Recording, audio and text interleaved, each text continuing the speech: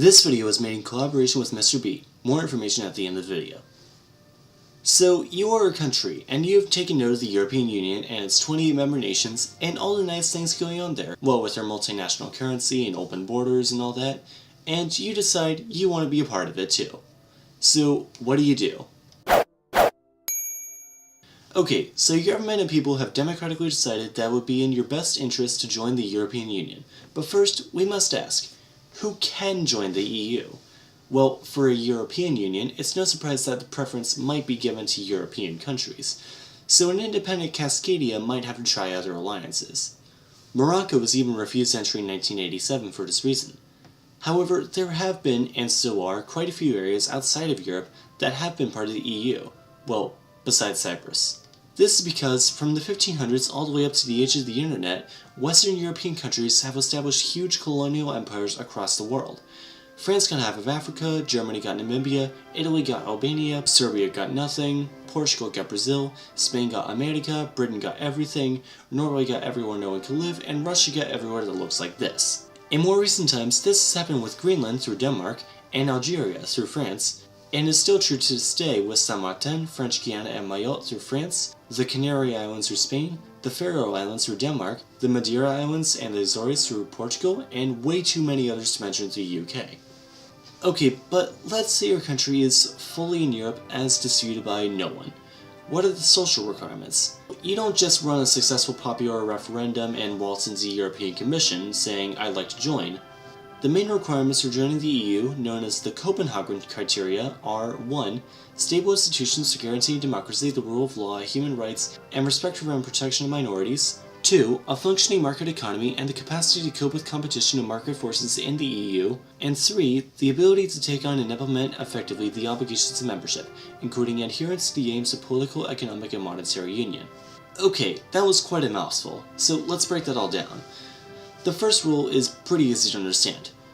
Ensure democracy and human rights for civilians. Easy to understand, but not often pulled off in many countries. Second are the economic factors, in that the EU is most strongly centered around the economy.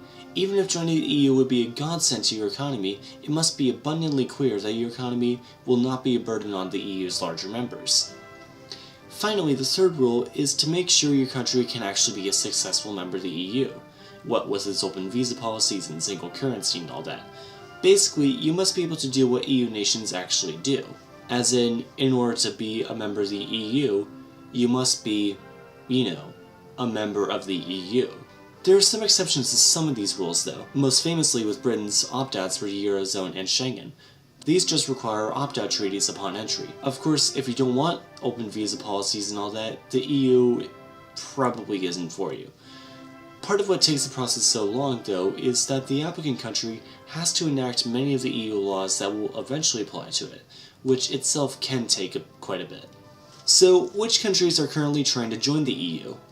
These countries are called candidate countries for obvious reasons, and include Albania, Montenegro, Serbia, Macedonia, yes I know, and with probably the most notable being Turkey.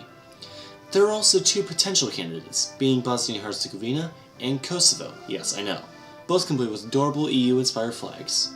3 of them, Serbia, Montenegro, and Turkey, are currently negotiating, though Turkey has unfortunately been on hold after the 2016 coup attempt. Serbia and Montenegro, however, though now referring to 2 separate countries, are expected to be able to join somewhere between 2019 and 2025. During the negotiation period, the candidate countries and the European Commission must come to a firm agreement on the Acquis Communautaire, which is basically a law book on how to Europe. It is divided into more than 30 chapters, which are agreed upon often one by one, and agreements can take a while. Montenegro has finished 3 of the chapters, Serbia has finished 2, and Turkey has only finished 1. Wait, but what about all the independence movements, like in Scotland, Catalonia, and Flanders? Well, that is a rather iffy issue, as it is still yet to happen, where a country is formed through independence from an EU country. Basically, it looks like something that will have to be looked at when it happens. Anti-independence politicians say that new countries will have to reapply, whereas pro-independence politicians disagree, and insist that their countries can still be a part of the EU, all to the surprise of absolutely no one. However, once you've been approved by the European Commission to start negotiations, and you've been screened for entry, and have reached an agreement on all 30+ chapters of the Acquis, and you've enacted all the pre-accession period laws and regulations required for entry, then congratulations! Your nation is now officially part of the European Union. Hope you enjoy your open visa policies, and hope you're not Britain. Okay, so maybe the EU isn't really something for you. Say you're in North America or Oceania. If you want to become a US state instead, go check out Mr. Beat's video on much the same idea as this video, but for becoming the 51st, or hopefully 53rd, state of our country. But while you're at it, please also subscribe to this channel so you can learn something new every Sunday. Where is the European Union? Obviously here somewhere, but much like the European continent itself, which has an unclear boundary, the European Union also has some fuzzy edges to it. To start, the official members of the European Union are, in decreasing order of population, Germany, France, the United Kingdom, Italy, Spain, Poland, Romania, the Kingdom of the Netherlands, Greece, Belgium, Portugal, the Czech Republic, Hungary, Sweden, Austria, Bulgaria, Denmark, Slovakia, Finland, Ireland, Croatia, Lithuania, Latvia, Slovenia, Estonia, Cyprus, Luxembourg, and Malta. The edges of the EU will probably continue to expand further out as there are other countries in various stages of trying to become a member. How the EU works is hideously complicated and a story for another time, but for this video you need know only 3 things. First, countries pay membership dues, and second, vote on the laws they all must follow, and third, citizens of member countries are automatically European Union citizens as well. This last means that if you're a citizen of any of these countries, you are free to live and work and retire in any of the others, which is nice, especially if you think your country is too big or too small or too hot or too cold. The European Union gives you options.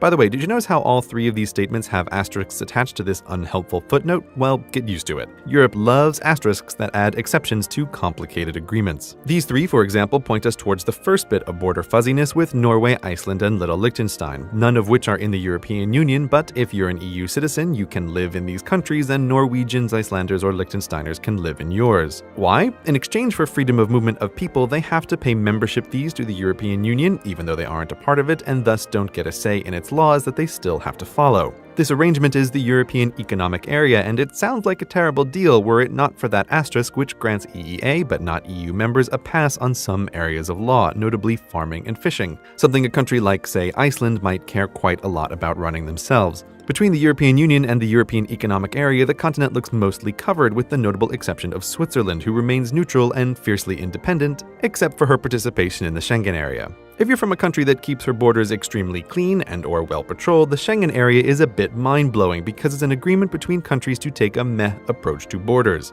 In the Schengen area, international boundaries look like this. No border officers or passport checks of any kind. You can walk from Lisbon to Tallinn without identification or the need to answer the question business or pleasure.